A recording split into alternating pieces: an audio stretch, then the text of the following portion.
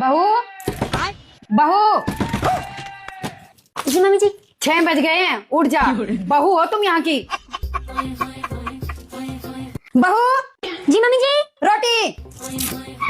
Mummy जी दो लूंगी। अरे खाने के लिए नहीं, बनाने के लिए बोल रही हूँ। बहू हो तुम, दाल रखा करो।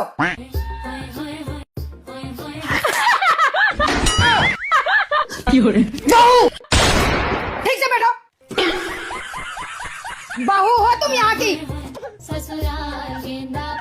बहू दुपट्टा कहाँ है तुम्हारा? बहू हो तुम? तुम कहके मेरा दिमाग खराब कर दिया है। अगर मुझे दोबारा ये बोला ना तो मैं इस बहू के पति की खोपड़ी निकाल दूंगी। इसमें मेरी क्या गलती है? सब तुम्हारी वजह से तो हो रहा है। पति पत्नी के लिए बोलता है लेकिन नहीं, तुम्हारे मुंह में दही जमी हुई है। और हाँ, अब मुझे बहू से भोकाल और भूतनी बनने में टाइम नहीं लगेगा। आई बात समझ?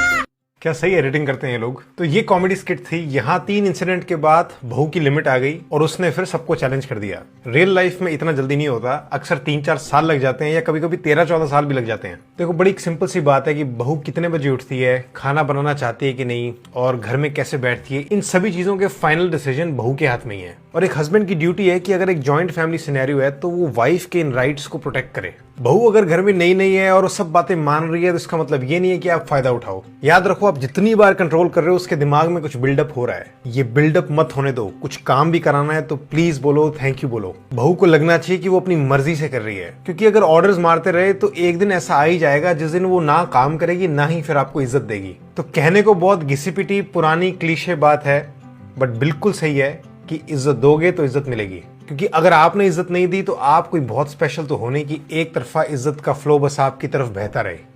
For couple therapy go to our website sridharlifeschool.com।